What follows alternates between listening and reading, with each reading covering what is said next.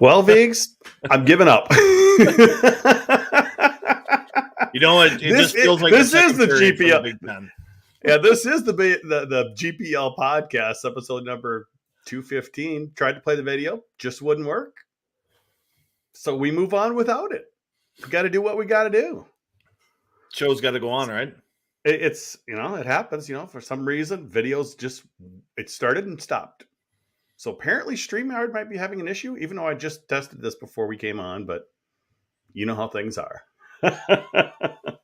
Well, this is episode number 215. Wow, we're really getting up there, Viggs. Coming towards the end of season 11 of the GPL podcast. It's been a blast. Let's start off with the negativity. BigTen Championship started really well. 32 seconds in, Gophers up 1-0. Didn't stay that way very long, did it? It was a short-lived lead. It was. And, Tyler Duke said after the game when that line went out with Johnson and Brisson, he's just like, I hope that they get a goal. That's what we need. And sure enough, one of them gets loose between the Gophers' top defensive pair, Faber and Johnson, and capitalize it to make it 1-1. And you felt a little bit of energy come out of the building after that. But actually, I thought Minnesota controlled play for the rest of the period for the most part. I thought they looked pretty good in the first period. It was pretty interesting. It seemed to obviously the crowd amaze balls. I mean, but the student section was full when the Gophers hit the ice for warm-ups. By the time the game started, the crowd was full. A record crowd ended up being there at Mariucci, Viggs. So when they scored 32 seconds in, wow, the roof blew off. And then just a minute later, let's just put that roof back on. Yeah, the hype for this game was there. I mean, I don't know if I've quite seen a building like that for warm-ups, for the start of the game, for a first goal, maybe ever. You have to maybe go back to that regional where you had a lot of people who were Gopher fans but didn't have season tickets, who couldn't really get tickets, jumped on that game and really changed the atmosphere of the building. You didn't have all the gray hairs in there, the old people who sit on their hands. You had a bunch of people who are rowdy, who pre-gamed and wanted to be at the rink and be loud and make an impact. And they saw a lot of goals. I think if the Gophers could have got a couple more goals in that first period, we would have felt that energy longer in the night. Oh, yeah. Instead, we got a little bit of frustration that started to come out. Oh, yes. That really came at the goal that Kester kind of tipped in. Well, yeah, but Michigan did exactly what they needed to do. That is perfect hockey. You get down on the road, you respond, and they responded. That helps. I didn't actually think Michigan played a perfect first period, though. They gave Minnesota probably 3 or 4 rush scoring chances throughout the period, where if Minnesota would have capitalized on one of those opportunities, they probably could have got a lead and maybe started to run with it a little bit and get that momentum going. Instead, that Kester own goal at the end of the first kind of sent the momentum back the other way. And, some people think the Gophers were deflated. I almost felt like they came into the second period with this attitude that they had to overcome it. And then you started to see them try to hit those home runs that kind of very frustrated with that. Yeah, I've kind of been bringing that up a lot. You've taught me well on that. You have taught me very well on that. I'm like, what are they doing? What are they doing?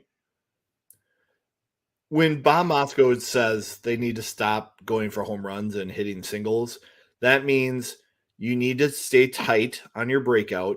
You can't fly the zone early. You should be looking for those 5 to 10 foot passes.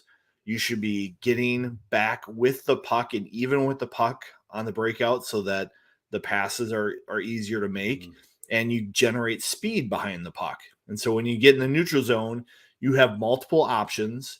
You are forcing the Michigan defense to close gaps, and you can get some momentum as you attack the offensive zone.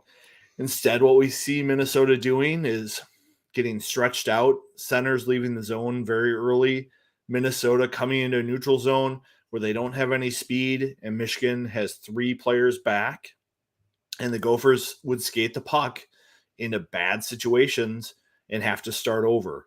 Or you'd see Gophers have long shifts of playing defense, get an opportunity, and then maybe extend it too long, and then the Gophers lose the momentum.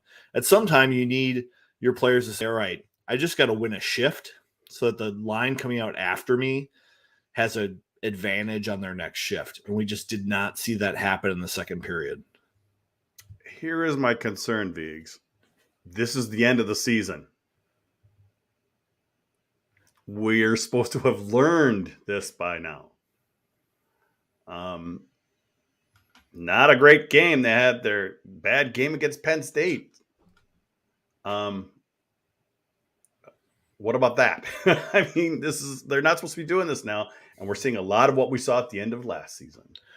The only thing is, it didn't end their season. They get another chance to learn from it and come into this weekend and maybe apply that lesson. Sometimes it takes something like this to reset a team and get them to focus and learn what does it have to look like to win playoff hockey games.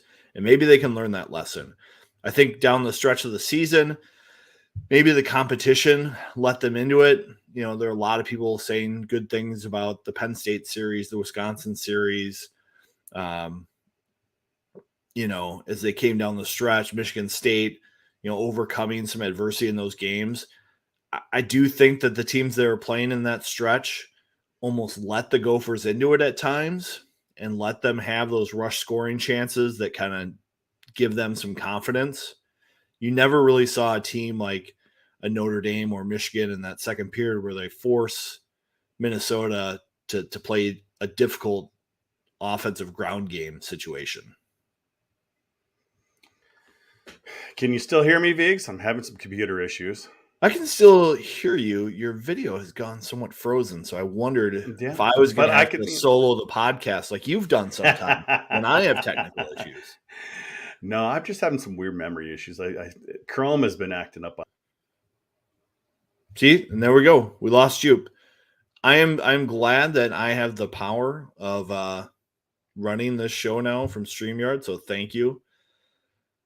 I think what is going to be the big challenge for Minnesota as they get into the playoffs this weekend, as they head out to Worcester, is do they learn from this experience against Michigan, and do they look back at times in the past where they've had issues, like when they lost to Minnesota State in the playoffs? That's going to be key for this program. I've kind of hedged my bets with Bob and what's going on with Gopher hockey. This will be a weekend where I think they can prove it. I don't think it's exactly the most challenging regional they could have gotten. I think the matchups they have this regional are going to be kind of favorable. They're not going to have to slay the dragon in Worcester. They don't play a Duluth. They don't play a North Dakota. They don't play a Minnesota State.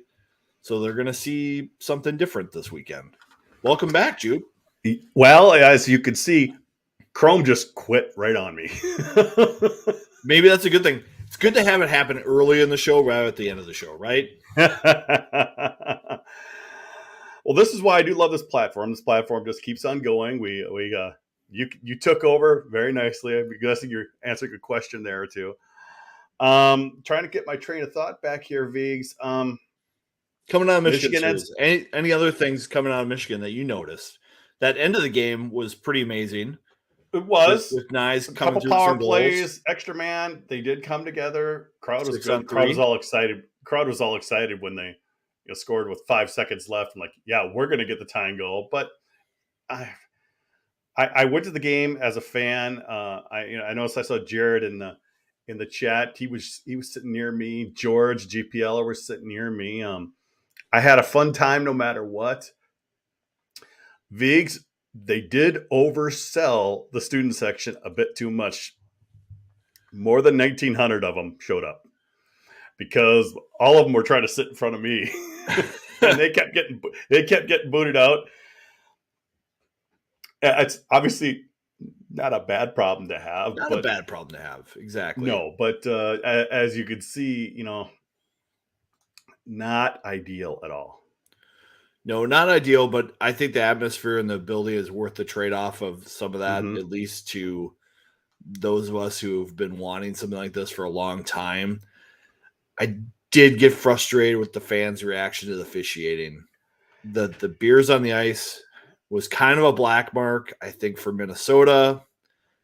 Jess Yes. Myers kind of asked about it a little bit in the press conference afterwards to Bob Motzko, and Bob pretty much gave the no answer Yeah, of response, course. which might be added to our list of Jess Myers, And Bob Motzko interactions. oh boy, I was actually going to bring up Ryan's question before my browser crapped out. Ryan K, don't blame the officials often, but that was a very poorly called game all around. On top of it all, I think it's a combination of two things. Yes, not the greatest officiating game, or definitely not the worst. Number two, completely different crowd there, Vigs. Blue collar crowd, not a normal Mariucci crowd. And I think that is 90% of why the beer and the pop were thrown on the ice. It's very I totally unfortunate. agree with you there. It's just very unfortunate. What about the reffing, though? Let's go back to the actual reffing because the fans were getting pretty frustrated. Yeah, I think it started with the Nyes hit, which they reviewed. And Yes. at full speed, it's one of those plays where the Michigan player goes down, and as a ref, you got to go, I think I saw this. Mm-hmm. And you don't want officials making things up on the fly that they didn't see something and they're calling. I think the ref thought he saw maybe something there, and so he calls the penalty. Those And open here's ice what, hits in college hockey, yes. those are things that probably aren't called in professional levels, but in college hockey, open ice, hard hits, intent to injure more than separate from the puck, those draw the eyes a little bit differently. And here's one thing though, Viggs, is that if he's going to call it, he reviews it. It's not a 5. It might not even have been a penalty, but he can't change that. He made the call. He must stick with the call. He can't go, oh, it was actually not a penalty. So Nyes has got to serve us 2 minutes no matter what. It's just like, oh, this is not a 5. Let's move on. May not. It looks like he didn't hit him in the head at all. Looks like a good check. But like you said, it's an instant. It happens just like that. He's got to make his best judgment call. I don't have a problem with that call because we see it all the time. Good or not, things happen that quickly. You can't reverse that on a video review. I think you can be a little frustrated that it went against Minnesota, but I Well, don't think yes. you can be surprised that it was a call. That's one of those penalties in college hockey. You're just going to see. I was a little frustrated. I think that the Cruikshank odd man rush where he couldn't get the shot off. To me, The hooks and holds, as Steve is saying in the chat. I mean, that's one of those things where you want to let them play on the ice a little bit, but especially scoring chances. If you think that there's a hook or a hold on a scoring chance, those are calls I think you got to make. And it didn't seem that the refs wanted to get involved on those kinds of situations. And that's where the game kind of gets lost officiating wise for me. I didn't think it was awful. Like, I didn't think it was clearly bad, but I think at that point of the game, Michigan is starting to push the line a little bit on what they are going to get away with. And they're going to keep pushing that line until they get called. So, and why shouldn't they? Right. That's smart hockey. If you're going to let me get away with this stuff, I'm going to keep doing it. And I think Minnesota got a little frustrated with that. You had Bros starting something where I think he was the one that pushed a Michigan player into Portillo. It's one of those things where, on its face, maybe a penalty, maybe not. But with the way the game was going, did it have to be a penalty? Not if you're letting all this other stuff go. See, that's kind of where it gets tricky. And at that point, I think the fans were lost. There was another high hit in front of the Gopher bench where somebody finished with their hands high. No call on that. So at that point, the game's a lot of hand. The Jackson Nelson hit, that was a clear major for me. You're hitting a player. It doesn't matter if he turns at the last second. Exactly. A lot of people say he turned. So what? Yeah. This is about player safety. And the thing is, it was in the neutral zone. Yeah. You don't need to hit somebody like that along the board, or even you can hit them. You can, slow them down. You can't hold, but I mean, come on. You don't have to blow somebody up in the neutral zone. And especially when they're a player that turns like that, you just can't do that. And that they did survive that. And they survived. They actually generated some momentum coming out of the kill. They did. I thought shorthanded they had some scoring chances that they could have. I think they had better chances than Michigan did on that. Yeah, maybe accelerate that. And then after that, they killed that off. I think they put on some pressure on Michigan to end the third. Encouraging stuff to see. I really like the 6-on-3 pulling the goalie. I've talked about that before. I think that's a cool move in hockey. So I was glad to see that. Portillo was good. Portillo outplayed Close. I don't think Close played bad. I don't think you can look at any of the goals scored on him and say, oh, those were bad. But there were a lot of saves Portillo made where it's like, no, that's a good save. That's a Big Ten goalie of the year save right there. Those are the little differences that happen, and just too big of a hole to climb out of. Are you concerned? Of course I'm concerned. I mean, this is a program that I've had my concerns with all year. I've gotten confident at times and they've got me back on board. And then they play a game like this where it's just like the same things keep happening. For this team to be good, they need 9 and 27 to be dangerous players. Oh boy. And I thought McLaughlin was a very dangerous player throughout the night. He did a lot of good things, but he can't do it alone. And I thought, Brodzinski was kind of separated from his line mates for a lot of the game. And so when you had a line like that was just all over the place and not working together and winning shifts, it puts you in a tough spot because then you have the freshman line that's never really been in games like this, and they're being counted on to be like your second line against a team like Michigan. That kind of separates things out a little bit. And Minnesota's fourth line, not really sure what you have there. I like Perbix. I like Nelson. I like Sorensen at times. But I think they just need to play more cohesive to make things happen. I thought Cruikshank played a pretty decent game. I thought he did some things that would have allowed them to string shifts together. But it just wasn't enough. And you can't have games where it's just not enough at this time of year. Cruikshank is a perfect player that, can get other people going if the other players have the opportunity. It's like he is one of the best support players that this team has.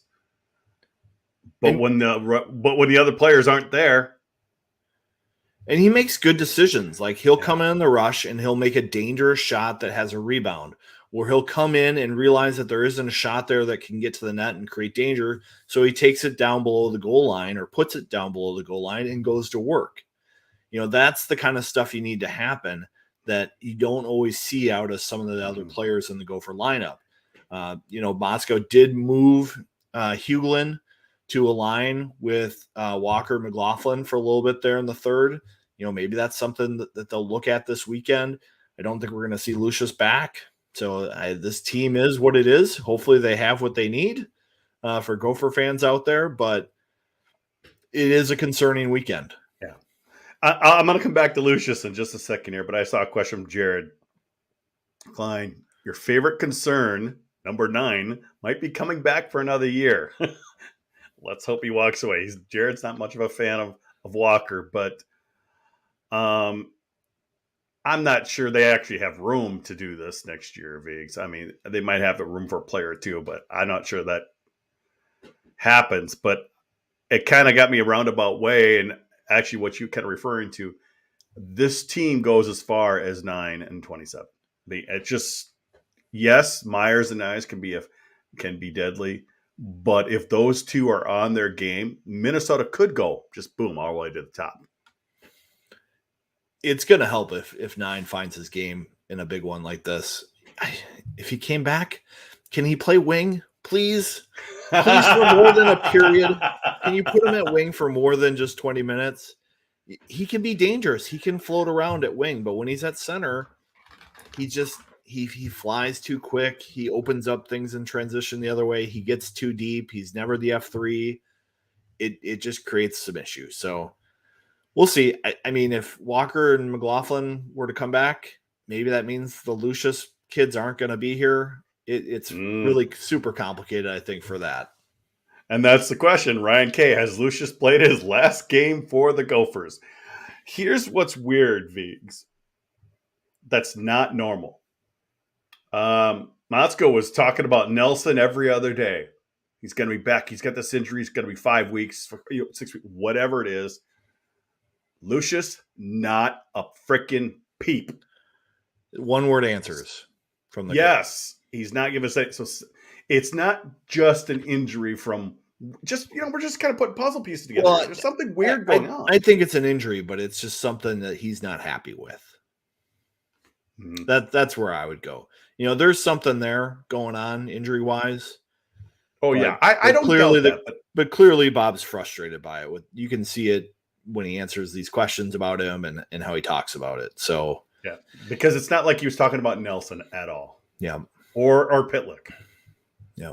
So when they were we'll see. I think it's probably too early for that. I think Bob's really focused on the NCAA tournament and maybe not about soothing of an ego of a freshman. We know how Bob doesn't even like to talk about freshmen until they get to campus. I don't think he said anything about his commits that have signed yet to the media. He likes to talk about them when they come to campus and once they do something. So, and if Lucius does move on somewhere, it's got to be major junior. He's not ready to go play AHL. He's not ready to go right to the pros. Exactly. He needs time to develop and strengthen. Mm-hmm. Well, we're going to talk about the NCAA tournament in a bit, but hopefully things work for me here and we can hear from our sponsor. Hey fellow GPLers, Jerry Peters here from First Class Mortgage. Have you refinanced your home in the last 12 months? If you haven't, chances are you should. Record low interest rates and skyrocketing home values make this the perfect time to remove monthly PMI while improving your interest rate at the same time. You can also use the equity in your home to finance those home improvement projects. Or you can consolidate high interest rate credit cards into one new low monthly payment. To hear more, call or text me today at 612-940-3291. You can email me at jerry@firstclasscorp.com. Or you could go to firstclassmortgage.com to fill out a free online application. Mention the GPL podcast and receive a $300 closing cost credit. Some restrictions do apply. First Class Mortgage's NMLS number is 322842 -480200. This is not an agreement to lock into an interest rate under Minnesota law. First Class Mortgage is an equal housing lender. And, of course, we always thank Jerry for sponsoring the GPL podcast. Vigs, I've been saying this forever. My favorite weekend of the year. 3 days just moved to 4 days.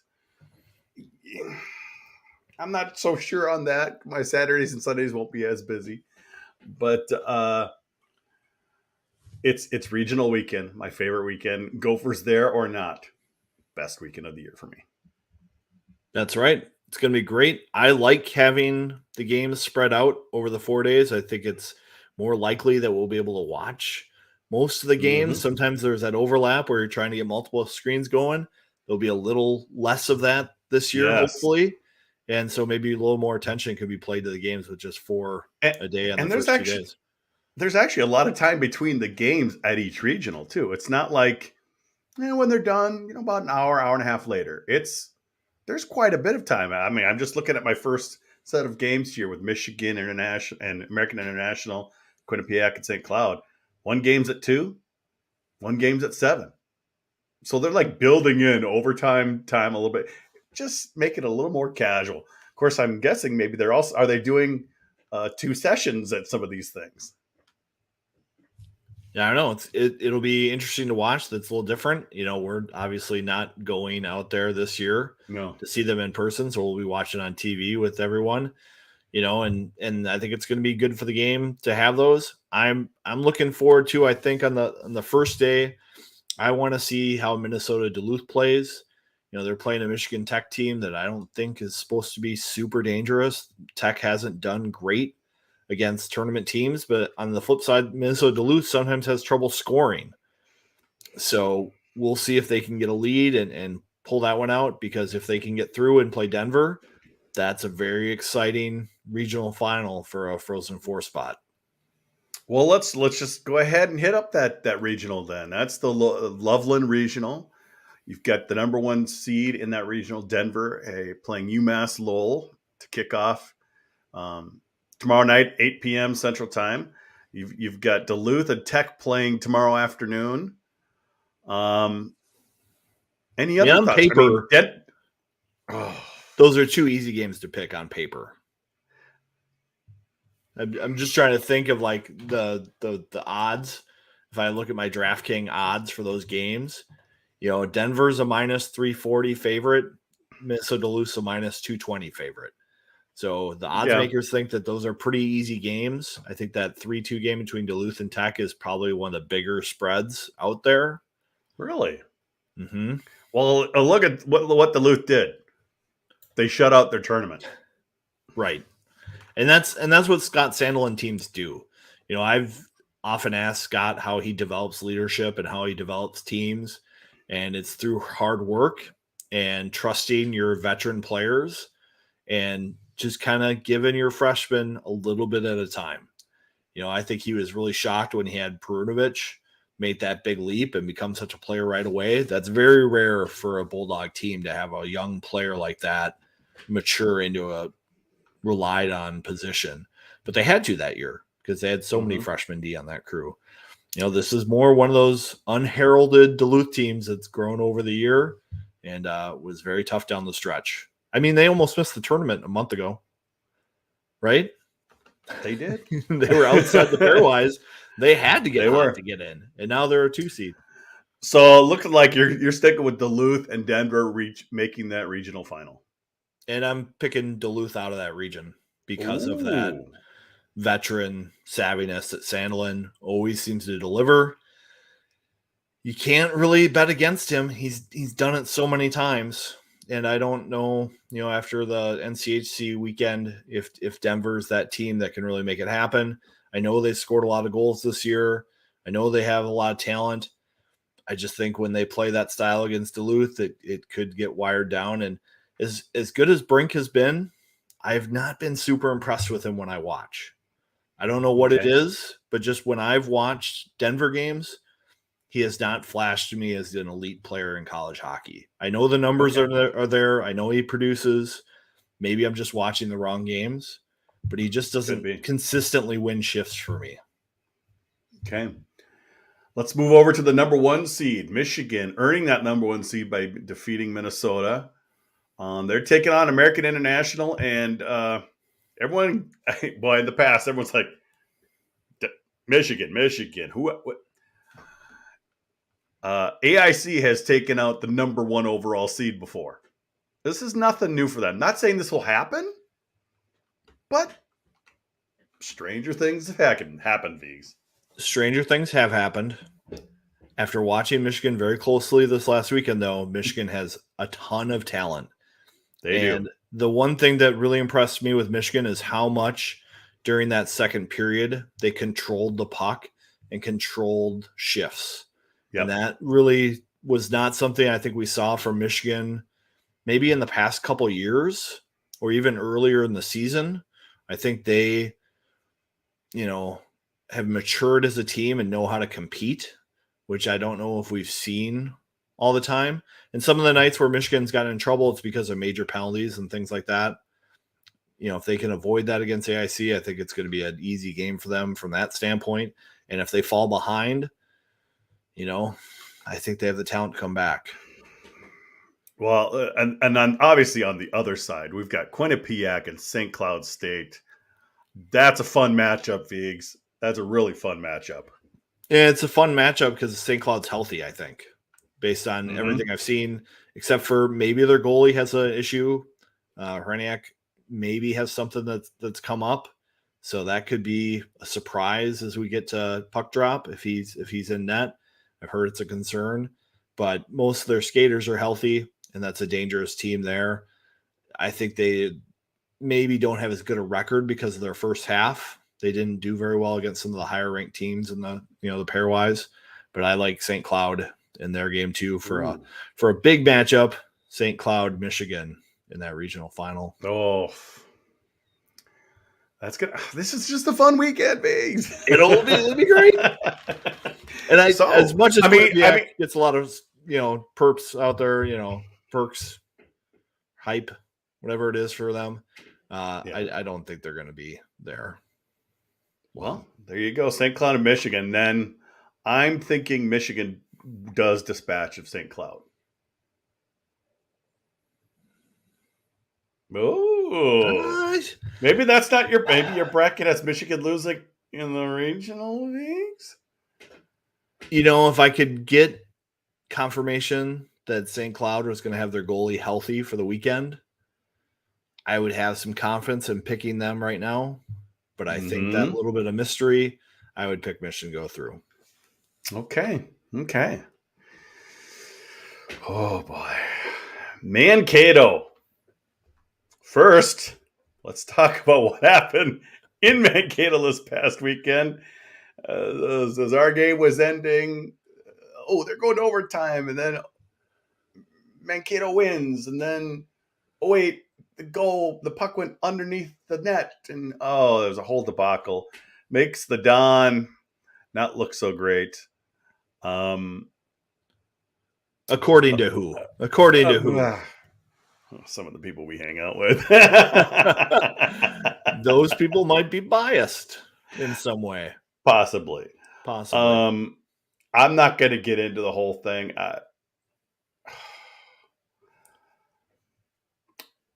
Technically, they broke the rules, Biggs. But they broke the rules when they didn't look at the initial.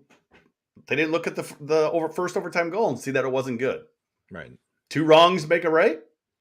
Does for me. I think they made the right call. It should not have taken that long, but I think that's the difference when you have the CCHA versus the Big Ten or NCHC. You just are a little more organized, I think, in some of these different leagues. CCHA, it's more willy-nilly. And once Don saw that, he's like, we're getting this right. And luckily, things were worked out between Bemidji and Minnesota State. Mike Hastings, gracious man. You can be gracious when you've already locked up a number 1 seed. If there was only one spot at stake in that game, I don't know if he would be as gracious. But I think they made the right decision there and figured it out. It would have been crazy if Bemidji would have scored that goal, but I think that your conference commissioner is the one that gets to make the shot call there. If he thinks that's what you're going to do, that's why you have a commissioner. So Minnesota State, Mankato, they're going to be playing Harvard. Harvard got that overtime victory against Quinnipiac to get into the tournament, Figs. I don't think they're not AIC. Well, pairwise is not too far away, but they're peaking at a good time. They could give Mankato a little trouble, couldn't they? They could easily give Mankato a little bit of trouble. We've picked on Minnesota State a little bit for playing in the CCHA. They have a lot of games where they are unbeatable. Dominant. Just the way they're going to play when they get on the ice. It's kind of like some of those old WCHA days when you had those Gopher teams where they could play a really bad game and they're still only going to give up 10, 15 shots and they're going to be able to pull off the win. It just doesn't matter. They make a mistake, they'll reel them back in. That's kind of been Minnesota State's season. They have done well this year when they have played good teams. I think this is probably one of Minnesota State's strongest non-conference schedules they've ever had. I think the CCHA has had pretty decent luck with Michigan Tech and Bemidji State playing tough schedules. Michigan Tech didn't play particularly well in those games, but at least they played them. And they got rewarded for it by getting in on the pairwise. But the league as a whole was very top heavy. So I think Minnesota State has enough experience now where they'll come into this weekend and they're going to be able to come out of this game against Harvard. Harvard's coming from out east. I don't think the East has been very good this year. You just have to look at the ECAC and Hockey East. Those teams got slaughtered in non-conference. And they didn't even do very well against Atlantic hockey. So it's a league that I have a hard time seeing them do well in the tournament. And that's game numero uno tomorrow, folks. 11 a.m. Minnesota State takes on Harvard, ESPNU to kick off this wonderful weekend. And that's going to be followed up at 5 p.m. North Dakota and Notre Dame. I like this matchup because North Dakota's a little injured right now, Vigs. And otherwise, I would have picked them straight through. But this makes it a little more interesting when like somebody like a Sanderson is down. Yeah, and North Dakota has been a team that's fortunate to have all those transfer portal players. They lost so many players to the pros from last year's team, and they were able to plug everything in with transfers. It sounds like, according to Chris Peters, they might be the team that's going to get DeRitter next year. That's what I was just about to say. Yeah. So, I mean, they've done very well. The portal's been very, very, very good to Mr. Barry. And I think they're able to pull out this game with Notre Dame, but we'll see. Losing Sanderson does hurt them quite a bit. I don't think they quite have a player like him. Nobody really does in college hockey. Yeah. This is probably the closest game in the first round for me in terms of matchup and what to expect. So I think really, Notre Dame's going to come out here. And really the key is that if Notre Dame gets a lead, North Dakota could be in trouble because we've seen if they get even a one, it's strange that a 1-goal lead, it probably wouldn't, hold up, but if they get a 2-goal lead, North Dakota will be in panic mode because it's going to be tough for them to score. And North Dakota's done very well against Michigan this year. I don't think they're going to be nervous at all about this matchup. So it's one I'll be excited to see. All right. Well, you picked North Dakota, taking on Minnesota State. Minnesota State's got some great defense. They got a great goalie. They do also have one of the top offenses. What do you think? Minnesota State and North Dakota. Who comes out of there, Viggs? I think it's going to be one of those games where you're going to be lucky to see 4 goals. I would put the over-under at 4.5 and bet the under. And I think Minnesota State's going to pull this one out. I think, as I said before, McKay is a good goalie. He's not going to see a lot of shots in either of these games. That's perfect for him. That's the right style.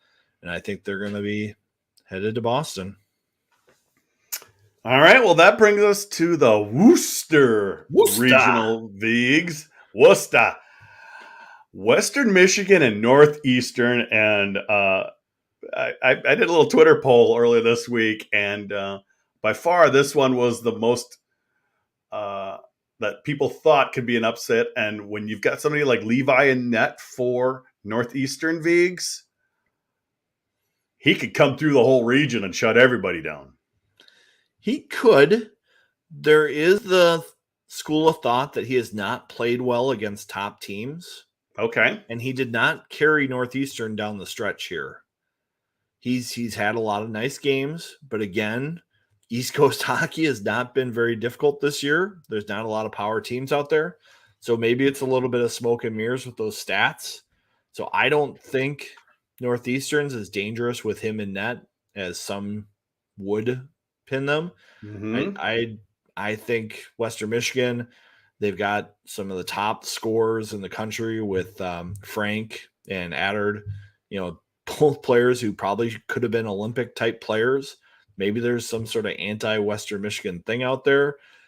I'm pulling for Western Michigan to get through in this one. I just wish that they were in a bracket with Michigan so we could see that game happens. But unfortunately, Western's going to have to get through Minnesota to get to a position where they get to Michigan. I would have liked to have seen that matchup happen earlier and easier, but it's not in the cards. They can only meet in the finals. So I know they can only meet in the finals. And so there was a young Michigan writer at the games, all the games, when they were here earlier this year. And I was asking him about it. He's like, we kind of wanted to see it too. So, let's see. So you're thinking Western Michigan's going to come through there. Yeah, I think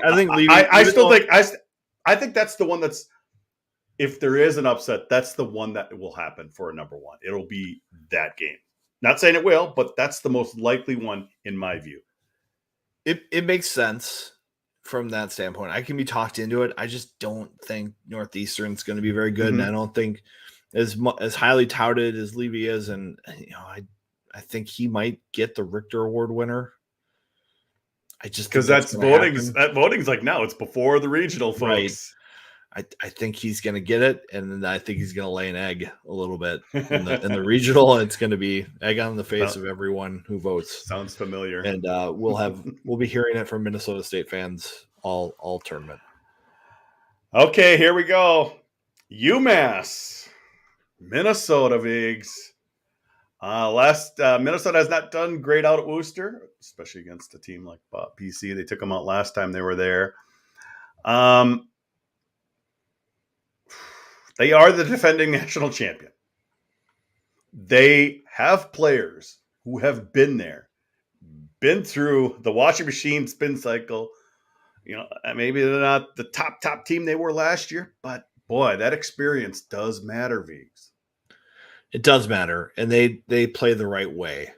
And I think Carvel is one of the best coaches in college hockey. He's done a lot of amazing things there.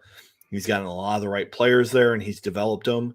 And not all his players have been as hyped as McCarr, but they've done a pretty good job with their players. And it's a tough draw for Minnesota. It's just it's kind of one of those kryptonite games in my mind. Where, well, we had a question on Twitter about that as well, didn't we? Which I'll have to look it up here. Here it is. Phil Stark, of the teams in the tournament, which one will benefit from the day off? Oh, sorry, that's another question. Sorry, Jason Michael. Let me get this right. Is this the best regional for the Gophers realistically they could have gotten? I mean, I think so. I brought it up earlier where they don't have like a true dragon in their region, like a North Dakota or a Minnesota State or a Minnesota Duluth. They don't have the distraction factor of playing St. Cloud. They're not playing, Michigan, in the final after losing them the week before. I do feel like this is probably the best region they could have been put into.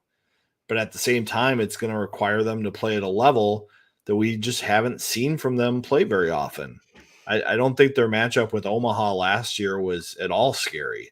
That Omaha team, I don't think was that great. No disrespect to what they're doing there, but that wasn't a very good team that made the tournament. And I think this UMass team is a little bit different. I think UMass is a pretty good team that played in a weak conference and dominated for the most part. It's just the rest of their league wasn't very good, so they're hurt a little bit in the pairwise there. So it's a tough matchup. You could very easily see the seeds flipped here, where UMass would be the 2 seed and Minnesota would be the 3 seed.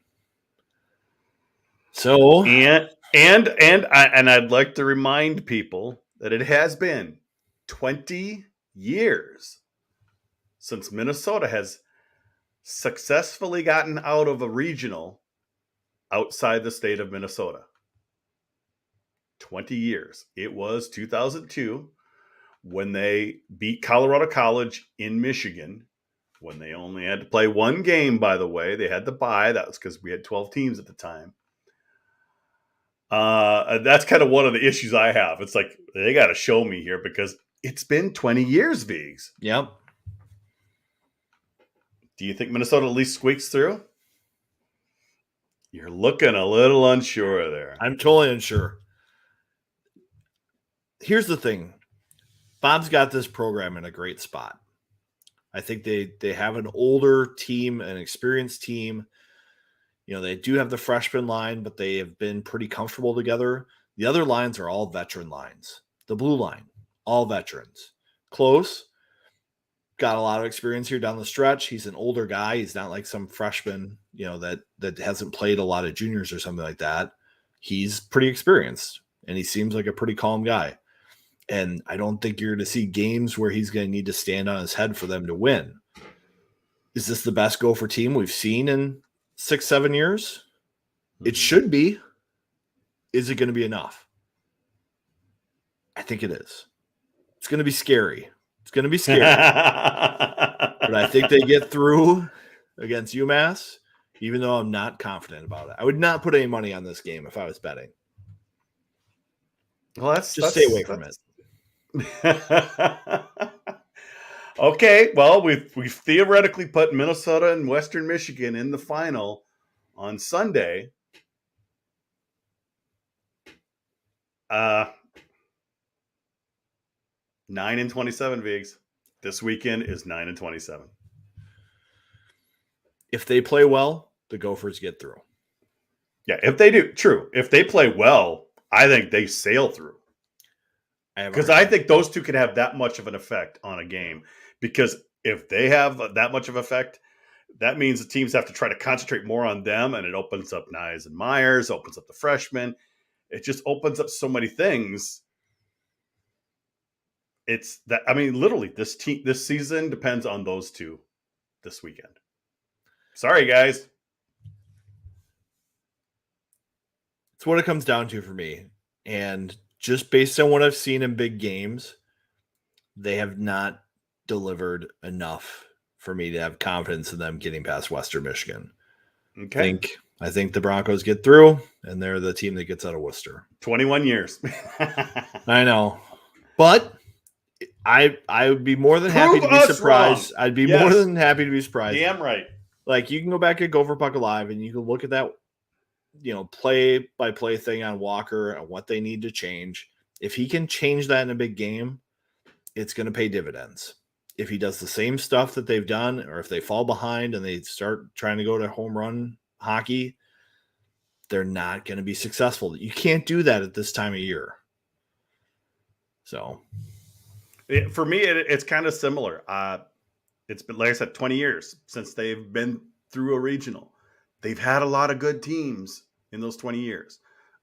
A lot of times those teams lined up and they got to play at Mariucci early on in the 2000s, or they got to play at the X. And they used that to their advantage. Good for them. But anywhere else, a lot of times they lose the first game and they obviously haven't won the second game. So definitely prove us wrong, right, Viggs? Please prove us wrong. But it's just, like I said, it's been 20 years. Show us. That's kind of how I feel right now, Viggs. That's where I'm at too. I'd love to feel more confident about them for the Gopher fandom that's out there. It's just we haven't seen it in the big games from them, and it's frustrating to watch it and see it come out all the time, these big games. And I just get up in that press box and I just go, oh. and the thing is, Viggs, is that I think what makes it even more frustrating is that we've seen them play the way they can and dominate some of the best teams. They play smart. Like I said, they're not playing the stretch hockey when things aren't quite working. They dump the puck in. They're not losing the puck at the offensive blue line. They're doing the smart things. They're thinking with their head. And that just seems like they just it just keeps rolling like a big snowball. Yeah, Bob says sometimes it's like they want it too bad. Like they want to try so hard that they just don't play simple percentage hockey. And I totally get that. It's just at some point you got to coach that out of them. Yeah. And sometimes you got to make changes in the game. How much would you love? Oh, they don't see it working. All of a sudden he puts Walker out on the wing, Viggs. You would lose your shit. I'm sorry. You kind of would.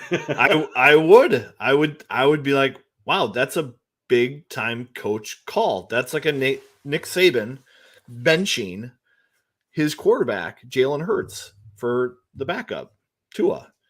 That takes guts to make that kind of decision. And maybe if you've been trying to baby this along all year because of egos, you know what? You can break a few eggs at the end of the year to make the omelet. Go ahead and do it. I would love to see it if they fall behind for Walker to move to wing. Something. I would love to see him start that way. No, I'd love to see that because UMass is not expecting it. No, that's true. I mean, I'd like to see him start it. I'd like to see him end with it. One of the two. But Bob said time and time again that Walker's not going to play center at the pro level. So why force it now? Walker's not going to play at the pro level, in my opinion. He's going to get a chance somewhere. He'll get a chance. And he'll play wing. And he'll use his speed. And maybe he'll figure it out. And maybe he'll be like a Wes Walls. Because Walker is a great penalty killer. He's got great speed. He's got great recovery ability. He's just not super creative with the puck. We see that on the power play point where he's got the one goal, the 1 point all year. Despite playing just as much as anybody else in the power play, he's got 1 point. So he's got some things to learn, but I don't know if he's learned it yet at Minnesota. This will be a great weekend. I'm looking forward to all the hockey on TV. Oh boy, it's take it all best. Have fun this weekend, folks. Not just Minnesota game. This is college hockey. This is what we all love. It's not always about Minnesota. This is just wow. I love this weekend. Everyone needs to embrace it. And of course, there will be way more upsets than we talked about on the show because that's just what happens. Weird things, and that's what makes it so fun. What's your number one seed that could get upset?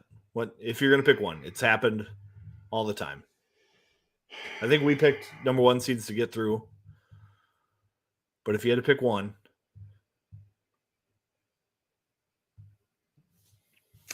I'll pick Mankato. Sorry. Don't do it to me. Really? It's really between Mankato and Western. I just think those first games are going to be tougher than I think. Of course, it doesn't matter what I think. For all we know, all of a sudden AIC is going to take out Michigan, and all our mouths are going to drop to the floor.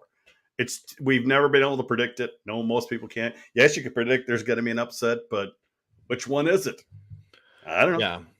As much as I do think Levy's a bit of a paper tiger, he could, of course, steal a game.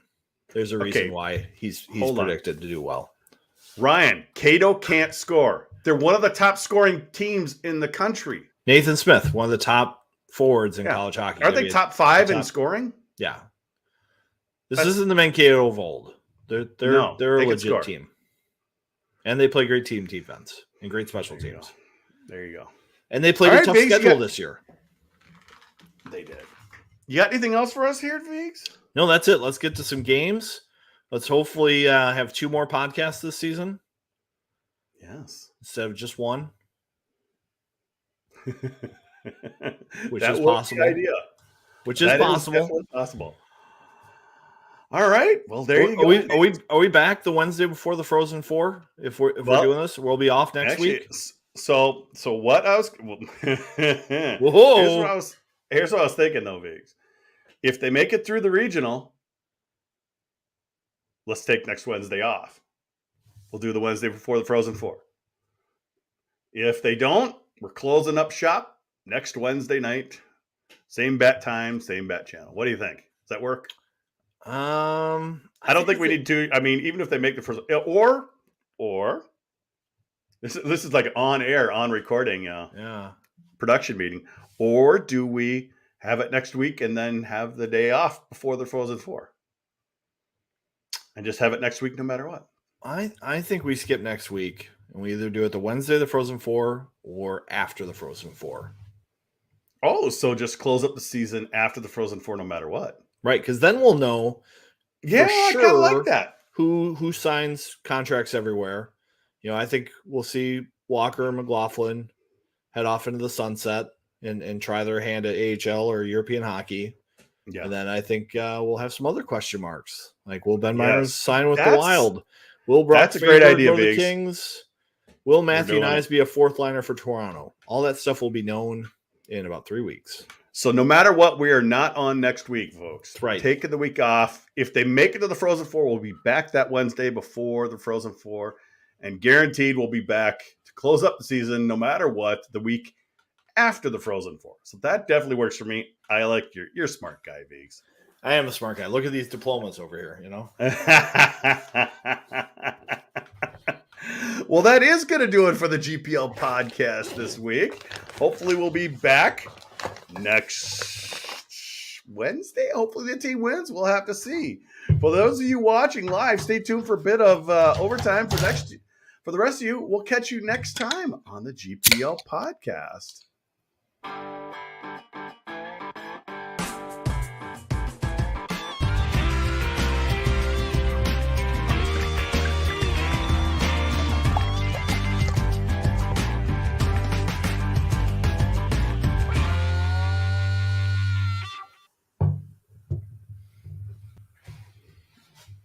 No mute this time, Viggs. No mute this time. Little loud getting the bottle out, but I was ruining some of your outro. But here we go.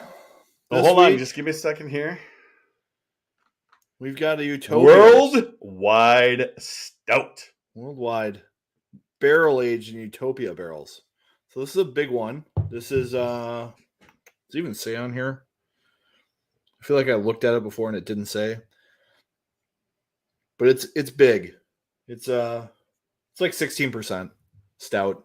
Delicious stuff. Cheers, everyone. We've made it. It's the tournament.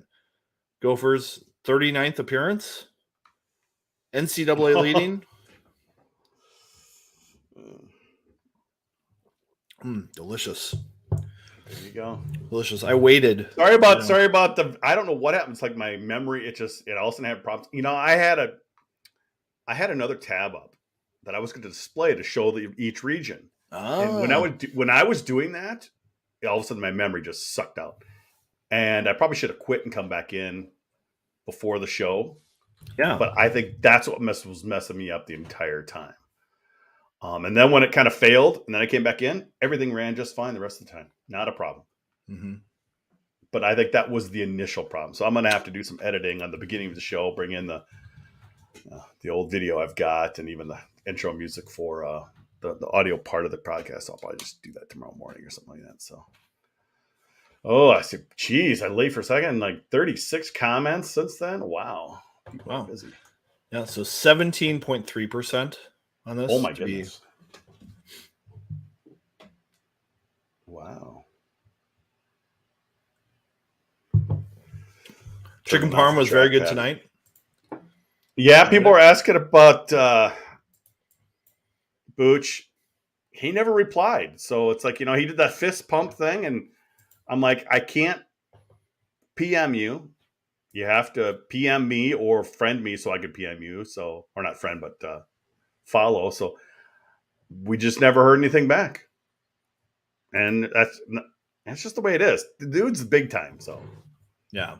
I should have introduced myself when I was over there, but they were broadcasting at the time. But I think next time maybe Booch comes to do an ESPN broadcast, I'll go over there before the game starts, introduce myself, and just kind of, maybe that'll help. Maybe we'll try to get Booch next year. For the try. Viggs is not drinking Utopias pure, whatever that means. This is barrel aged in a Utopia barrel, and Utopia is like this super high alcohol beer kind of thing that's made by Sam Adams, which is a Boston brewing company. And Utopia is Dogfish, which is also East Coast. And since the Gophers headed to the East Coast, I decided to open an East Coast beer. There you go. Complicated. Choop will be drinking for the finale overtime. Maybe. Yeah, I like that idea. If they make it through, we'll do it right before the Frozen Four. If not, we'll just finish up after the Frozen Four. We'll just make that a sitting thing each year. Let's just do it the last show after the Frozen Four. So 1, maybe 2 more shows. Yeah. I think that's the way to do it, especially since I'm going on a spring break trip with my kids next week. So, well, there you go. I didn't want to do a road trip podcast, so makes sense. I don't blame you there. Yeah. And the Frozen Four, if the Gophers play as they can and up to their abilities, that's just it. That could be a great Frozen Four. Well, yeah. I mean, there's so many good teams from this area that probably will be getting through. By the way, my back still hurts from playing hockey. I actually recovered okay. You know, I recovered fine. You know, I had the back problem. I got a little blister in my foot, but that one's fine. But I was fine until, but I've been at home, just work. I actually went to the grocery shop and moved around today. And I got home, I'm like, uh-oh, back hurts again. Yeah. But it was fun. Nick Angel did play with us last weekend. It was fun. He actually gave me his stick. Aw. He said he used to have a contract for sticks. I'm like, here, you want to have this stick? I'm like, well, that's going to have to should ask for the bucket. He had that fancy Berliner. Yeah, that was pretty nice. That was pretty nice. I was impressed by that.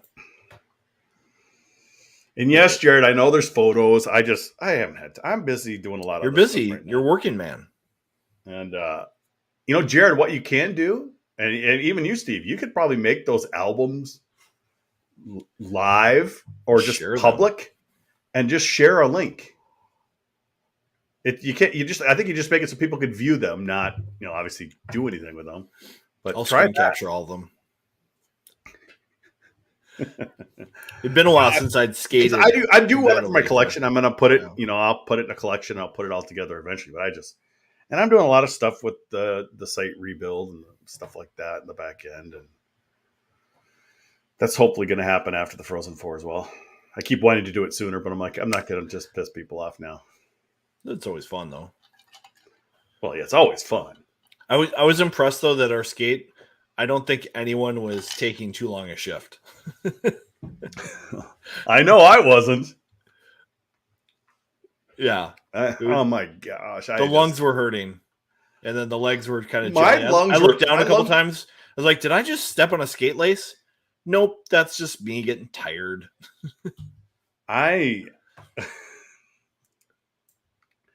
Obviously, I had no lungs. I did better the second half with lungs because they kind of get expand and they hurt for a little while. But I was taking it a little easier on my shifts. No legs. I can't forecheck and back check.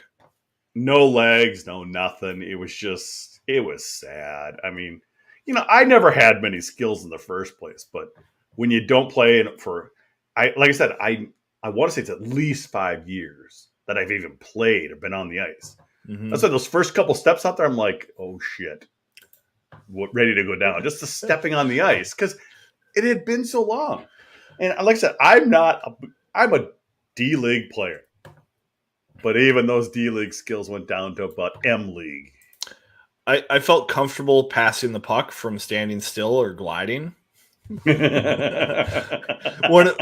guy on our bench is like, yeah, that was pretty good to passing there. Yeah, that's because I was stationary. I'm good at that. I think my heart rate got up to 186. Is that from you have like an Apple Watch? It's the Apple Watch. Okay. Apple Watch deal. Yeah, burned like 1,400 calories. Heart rate didn't dip much below 130 during my time out there. Because I think Sean Gray Eagles had something similar. He's like, during the break, I looked, it was like at 133. I'm like, oh my God. Yeah, I wasn't getting the good recovery to under 100 again. Mote, any overtime dirt? We just haven't heard anything. It's like, obviously we could speculate as much as we want on Mr. Young freshman and his injury, but and right now it's just kind of like could be maybe heading to the portal, or like you say, maybe Canada. And maybe there's been a discussion that, hey, even if you want to do this, wait a couple weeks. Yes. Don't. And by the way, we don't folks, need one more distraction. We have we have a place where the portal. You go to just gopherbucklive.com, transfer-portal. It's in the menu. We're keeping in a Google sheet that page reads, and it's pretty accurate. Our guy who updates it, he's almost in there every day doing something, and he actually has a ton more stats. He's got how many years they've got eligible. He's got the goals, assists, how many games they've played, goals against, if they're goalie. I just haven't added those to that sheet yet because I'm not sure. There's so many stats, it's not going to fit on the sheet. But we're trying to keep this thing up and running so people have a place to go just to view it. And you can do a quick search. Hey, type in goalie. It shows the 5, 6, 7 goalies or whatever are there. It's pretty slick. I don't know. Can you share it without crashing your machine? Oh, look at that. Mesmerizing. Yeah, but DeRitter is the goalie who might be going to DeRitter, North Dakota from How much Michigan can North State. Dakota keep doing this, though, Viggs? How much can they keep relying on the portal? For another 2 years. Maybe next year or the year after. I think after that, it gets to be a little bit complicated if you keep going the portal. Although, in college football, we're seeing a lot of group of 5 players head to Power 5 teams. Is that something we see in college hockey? I don't think we see that, because I think the coaching community in college hockey is tighter than it is in college football. You'll see assistants at the same schools for a long time in college hockey, and in Power 5, G5 football, those coaches are moving every 3 years for most schools. So I think it's a little less likely to happen like it's been. So, and recruiting is different too, because even with the changes in recruiting, you can't offer somebody until their junior year. That still says you have guys lined up for 2 years before they actually come in. I think Boynton's gone. He'll hit the transfer portal, at least. Feels like it, right? Yeah. And then maybe that's a case where Motzko does the same thing. Hits up the portal. Yeah. Like, I've seen some of the practices where the Gophers kind of just do in-zone work, and it's mostly Close and Bartoszkiewicz working with the team, and Boynton is at the other end working on his own with like another coach or something, like the hockey ops guy or something. So it just feels kind of disconnected there. Yeah, there are more than a handful of goalies out there right now. Yeah, and Bob has been pretty clear that if there's going to be movement in the portal for him, it's probably at goaltender, because there's only one net. Just like quarterbacks, there's only one football to take under center. I mean, there's a Mercyhurst goalie. He's got 3 years of eligibility. Matthew Thiessen at Maine's got 2 years of eligibility left. The CC goalie's got 2 years. So, I mean, I think they could grab anyone though. Like, it doesn't have to be a senior. It doesn't have to be a junior. Because of the way the portal's working and the COVID year, you could grab some juniors and sophomores out there and be surprised. I don't know, though. It's an important position to have question marks at this time of year. And then we just hope that, is Bartoszkiewicz the guy who comes in for Close? It's really hard to know. It's hard to know anything right now. It would be nice to have another option next year, I think, for them besides Close that can play games. I think you're going to have a split next year, because as steady as Closer has been, I don't think that's someone you want playing 40 games.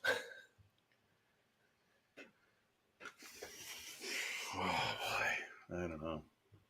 Like, I know Ethan Heider is a Maple Grove kid who plays out at Clarkson. He was someone I was like, maybe that makes sense. There's some others out there that could make sense, but it's hard to know. Nothing locally that makes a ton of sense. Well, we don't always have to go local. And maybe that's not a bad thing. It's been hard to pick the local kids. It's good to have a little variety, maybe, right? As much fun as it would be to have an all Minnesota team. Hard to do when there's 6 programs in the state. Did you see the Michigan kid who asked Bob about Michigan's comment? Maybe it was the Daily kid who asked Bob, he's like, Mel Pearson said he wants to recruit more Minnesota players. And Bob was kind of like, well, there's 6 of us here. Good luck. We still expect to get the best ones. That's just like, ooh, fire. These young reporters, they sometimes test waters with the coach a little bit. Yeah. But I didn't get to availability this week because they did it after the selection show, and I was busy at the skate, and then I had to get my kids. Yeah. I didn't even know they were having one. Well, I didn't think that they wanted one based on my conversations. And they ended up having it at, director. they have it at like Tavern 23, whatever. Yeah. Yeah, maybe the Gophers get Michigan's backup with Bell even. Maybe we should have just gone there, after the hockey and just saw stinking and stuff and drinking beers at availability. I had my Gopher football garage sale stuff on. It's where I get my workout gear now. Gosh, everyone's thinking the Mel's going to be gone, but if he wins a national championship, are they going to get rid of him? I think he's gone. No way. I think he's gone. Really? Yeah. I don't think they want to rock the boat right now, but I think he'll be gone this offseason. Based on all the stuff you hear. Yeah, but he wins a national title, though? That's... Yeah, but he lies about people having COVID or showing symptoms or telling people to lie. Like, that's significant stuff once they get the interviews for all that done. And it's not like some internal law firm is doing this. It's a big deal organization in Michigan doing the investigation. So they're going to be careful and they're going to be lockstep and they're going to probably not pay his buyout. They'll probably be fired for cause. And that's why it's not just something that they're doing. They're not just going to say, yeah, you're fired. They want to say, this is for cause. Here's exactly what you did. Here's exactly why we can fire you for it. And you're not getting a buyout. Good luck.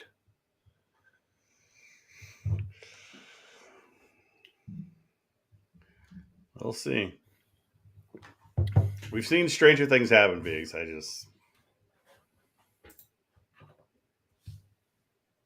Bingo, right on the nose here. If he told others to lie, you're done. Now, I'm not saying he did. That's just the rumor that's out there. Sky Umala is going to get some extra business, trying to get that buyout paid. How fun would it be for Fanti to transfer to Minnesota? To being the top goalie for Duluth. I don't think that would ever happen. Those guys have pretty big chips on their shoulders. Yeah. I don't know. I'll believe it when I see it.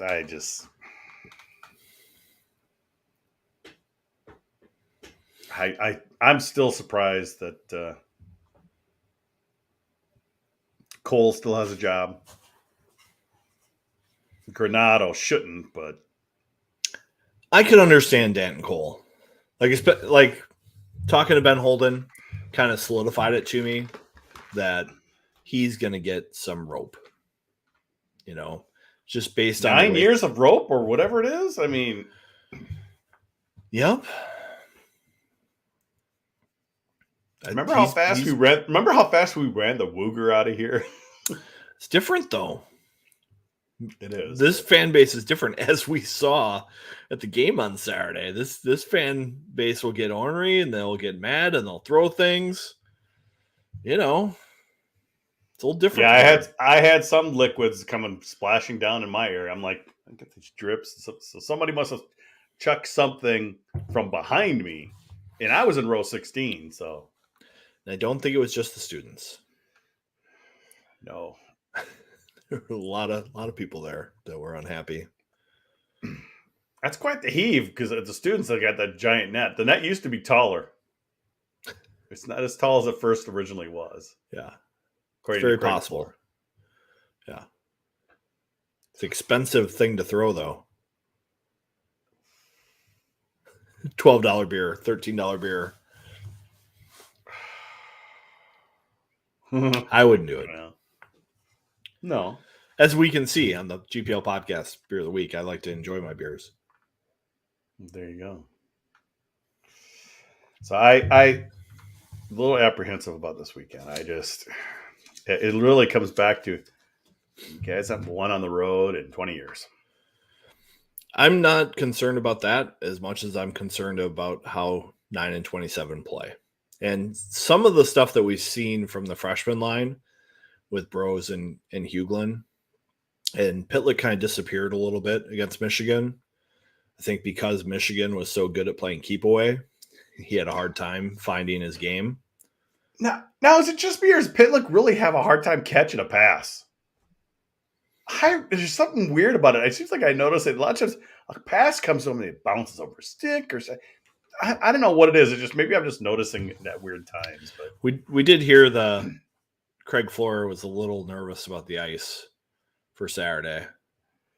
He did the best he could, but the puck was bouncing around. It wasn't not great. Wasn't his proudest night.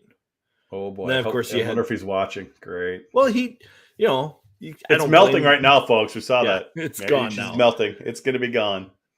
Well, I don't think it was water the best ice Mariucci's ever had, but I don't think that's the reason Minnesota lost or why Pitlick couldn't handle a pass. But it's been more than it was other games too. I just something I've noticed. He's just having a hard time catching passes. Yeah. Well, it's a skill. Bullet passes. Huglin's going to send you a hard one. Bros, I think, has a little issue passing sometimes. So Bros has a little issue taking stupid penalties too. He does. Well, those freshmen, they got to learn the line a little bit and what they can do. Not the time to take stupid penalties. Yeah, now's not the time. Okay, so are we going to get the regional refs? I'd love to know who's doing our game. Yeah, we'll see. I haven't noticed regional refs as much the last couple of years. No, we haven't. I think it's been a little fairer. So I don't think that's as big an issue. Like a decade ago, 20 years ago, that was totally a thing. It was really bad. It was bad. The difference I hope we don't see it because oh boy. Because we don't want to see the Gopher power play out there a lot. 5-on-5, this team's pretty good. How many penalties did the Gophers take against Holy Cross? Anyone remember that? Somebody in the chat, go look up Holy Cross. Let me know how many. I can try to look. How many that seemed to be one of those games where it's like, what are you doing? This is going to be like. What I always remember that game is Patoli, Ryan, turned the puck over, coming into the zone, went the other way, and that's when they scored the overtime winner. Is this 06-07? Nope. That's 05, isn't it? It might be 05. And I saw Ryan mention Kester there. Wow. I felt bad for him. I'm really glad the Gophers scored a couple late goals because otherwise Kester had the game-winning goal for 90% of that game, Biggs. Yeah, I mean, Kester's had a really good year. That's a tough moment for him. Biggs. I don't know why I'm struggling with the Holy Cross move, but 2006 maybe.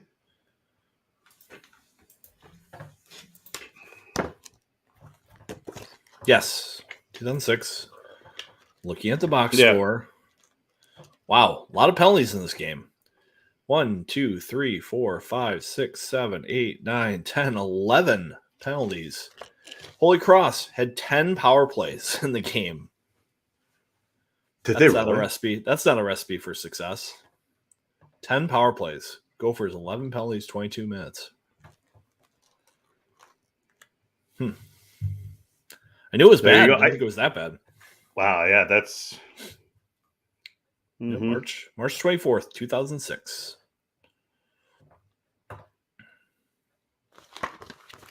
There you go, folks. I remember that game being like that though. It's like back in the 2000s, that you had to be very smart. And you looked at, in the two finals that they won in 2002, 2003. That was a CCHA crew. That was Piotrowski both years, I believe. He was the ref because it was still a one ref system back then. It was his crew. What more Western? What I noticed is when we get those, Hockey East or ECAC refs back then, calling it very tight. And those Eastern teams were very successful. I mean, like you said, 10 power plays. There's at least probably a couple power play goals in there, wasn't there, Viggs? Just one. Was. Just one. Just one? But still, 22 minutes. That's a lot of time that's to a period. shorten your bench. That's more than a period. You're short. And I remember Don talking about this team, and he's like, they hadn't played on an NHL sheet for like more than 4 or 6 games or something down the stretch. And that really hurt them because they just weren't used to playing where everything was that quick.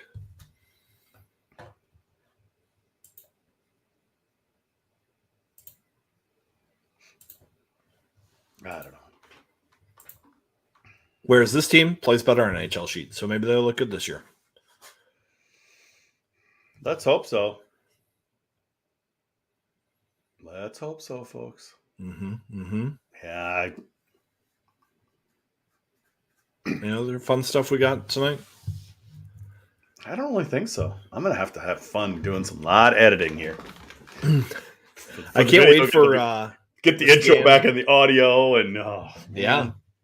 I can't wait to get the scan tickets from this year because I think it's going to be a good report. It was 10-2 on Saturday, wasn't it? Yeah, 10-2 actual, which is the most I've ever seen by from far. them, by like 1,000.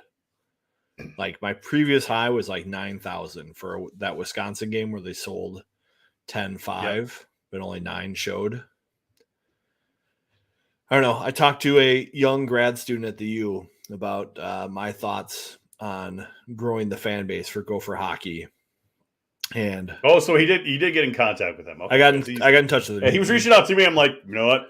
Go straight to you. You're the person to answer these questions. Yep. And I think this current group of students has shown that put all your eggs in their basket and try to capitalize on them, get them to get season tickets as they graduate and give them deals. Yes, give them deals. They have a young alumni deal. I would be more aggressive with that and make it more incentivized for them.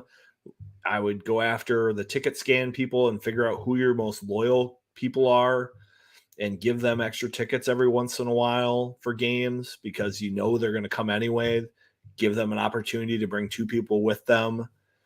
Things like that. And build your fan base from the people who are passionate and don't cater to the people who think it's a big mistake. As much as those guys do show up for a lot of games, that's not healthy for your fan base to have that be there. These young alums and these current students, do whatever you can to keep them and get that energy in the building. And I think you can kind of flip the switch on this attendance problem. Because if you look at football and hockey, when these teams are doing well, those students show up. Like they were there 90 minutes before the game and not complaining. They wanted to be there. They wanted to wait in line. They wanted the line was around the corner to get in. Yeah, for those kids, and they came running in. Yep. I was sitting there. I watched the whole thing. I got in there early, sat in my seats, and watched them come in, and they just ran in. Yeah. Because if you have a full building of those fans, that allows you to sell out club and suite tickets, maybe at a premium, because all of a sudden people want to be there for that energy. You know what I mean?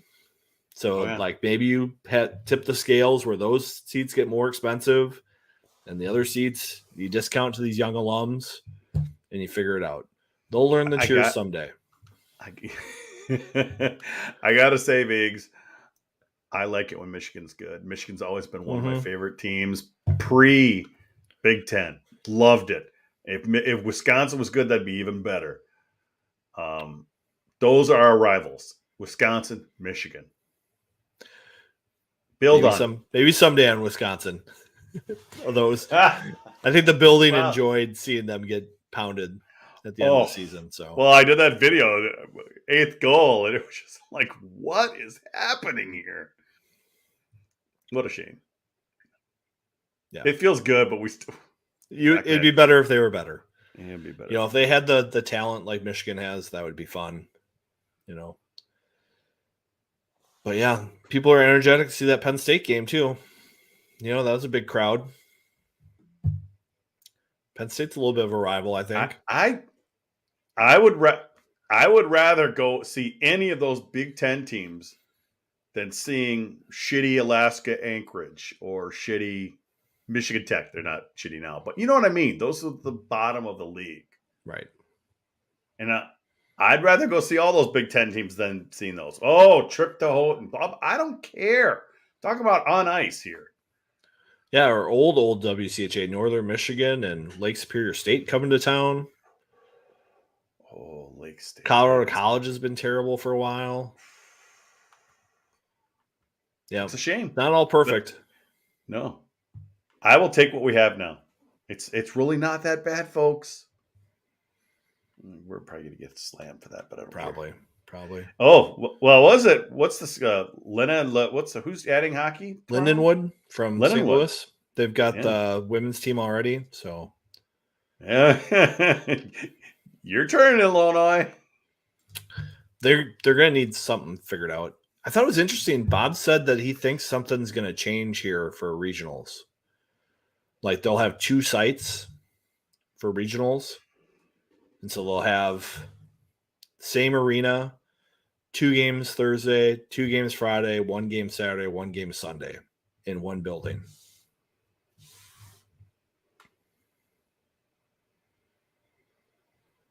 What do you think of that? Well, so you have a West Regional, an East Regional, and then you have a Frozen Four. It seems like too many games there, but I guess if you split it up, I guess. So they're on different nights. But you'd have 4 games one day. You would still have it like it is this year. Yeah, you'd have the 4 games. 2 games. And then, I think it would work. If you go to a big arena, Yeah, and that allows you maybe to do Excel, to do Little Caesars, to do United, to do Pepsi Center, you know, because if I'm going to see Omaha too, Omaha's got a big place. I mean, they don't use it for. I mean, not their main arena, but they have the big arena there as well. Yeah, and those rinks should be able to handle, the teams. If you're not going to do campus sites for the first round, I think this is the best next thing. And then if I'm a fan or I'm a media member, I can go to one town and I can cover 6 games. I like that. So Omaha is not that bad, folks. Come on. Go to the zoo. The zoo's amazing. Go to that steakhouse, Omaha Steakhouse, right? Outback. I like that idea, Biggs. Let's push that. I think it's gonna happen. I think that's the next step. That's our new thing. Yeah, because these 3 regionals out east and 1 in Loveland, I don't like that at all. Don't like that. But NHL buildings, 6 games, 3 nights or whatever, I think that'd work. Or 4 nights, whatever they're gonna do. But they might not like giving it up. But then you'd have to have some place like the X say, okay, we can't do 2 weekends in a row here, folks. But sorry, NCHC, you may have to go somewhere else. Right. But I'm okay if it's not. If it's Chicago and Little Caesars and And by the way, folks, NCHC was under 8,000 for their championship game at the X. Minnesota outdrew them. COVID. Yeah. No North Dakota. No Nodak. That's what that league survives on. It is North Dakota fans. And when they don't make it to the final, it's kind of wondering that those seats were already purchased, though. Because back in the day, a lot of people had packages for the WCHA Final 5. And the North Dakota fans were there, whether North Dakota was or not. Well, that's because you had to buy the package. Otherwise, you weren't going to get games. Okay. Now you can just buy single games, and you're never not going to get one. I like those regional hubs, but it would just be tough with the X because X has state hockey tournament. They would have to get rid of the NCHC because they can't have the Wild gone that long. They just can't. Well, I mean, get rid of the NCHC, maybe they could. Well, didn't the Wild play an afternoon game here the other day? They did. and then play the NCHC game at night. Yeah. They can do that again.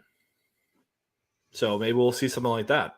I mean, I know you could get away with that on a You could do that on the Saturday or Sunday when you've got just the one game, because otherwise, obviously you've got 4 games, you've got 2 games, and you've got 1 game. So and but then it gives them does a boost if they're having trouble selling tickets too. But then do you do the every other day thing?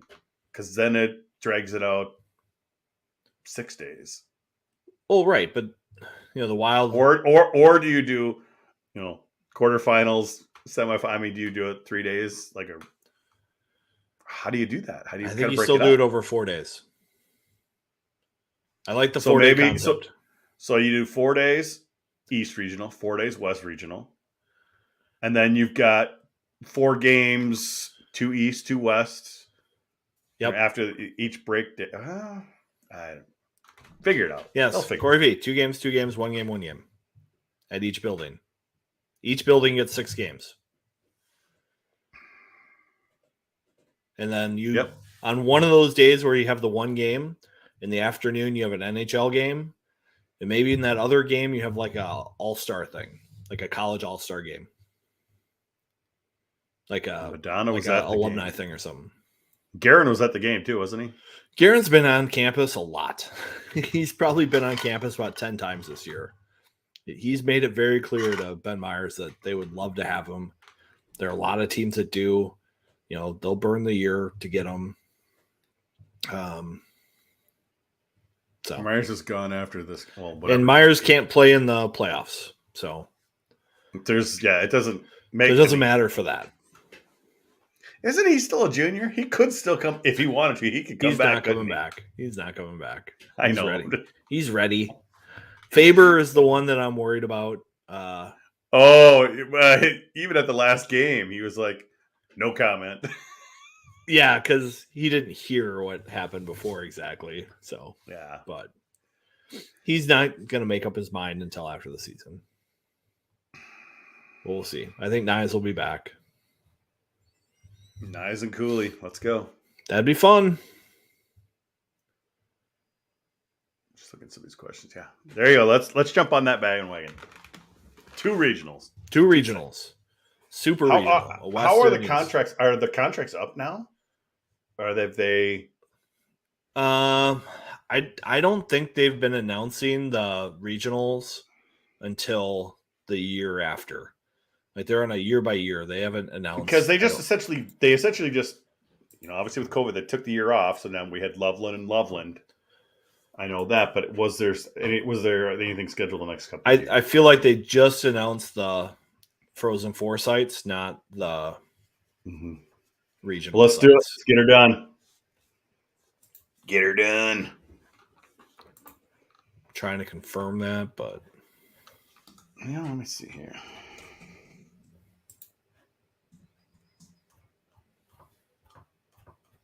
Let's spell it correctly.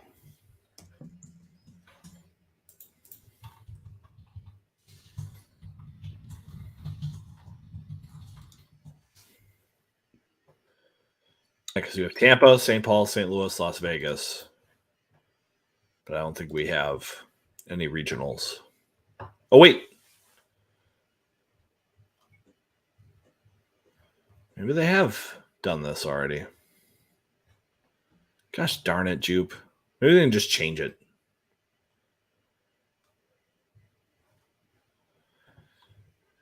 Yeah, they do.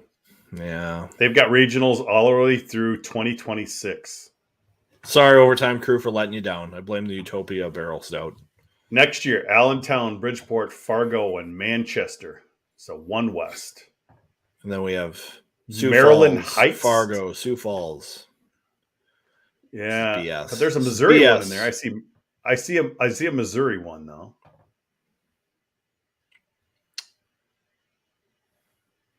A Toledo Regional in 25. Yeah, they've got all the way. Okay, scrap it, folks. Let's do it in 2027. 5 years from now. Oh man, I hope Corey's right that they can get out of them. Because this is not fun. Because we'll see what attendance looks like. All right, Viggs, I'm tired. I might just try to do some editing real quick and try to get something posted. Okay. Thanks, gang. I'm hopeful this weekend, but I'm not expecting. Yeah. So, like I said, if they get through the weekend, we'll be back that Wednesday before the Frozen Four. Otherwise, you're not going to see us until after the Frozen Four. I know. So, everyone have a good one. Take Still care. 40 people watching. Thanks, Stay out of everyone. trouble, people. Enjoy the weekend. Later, gang.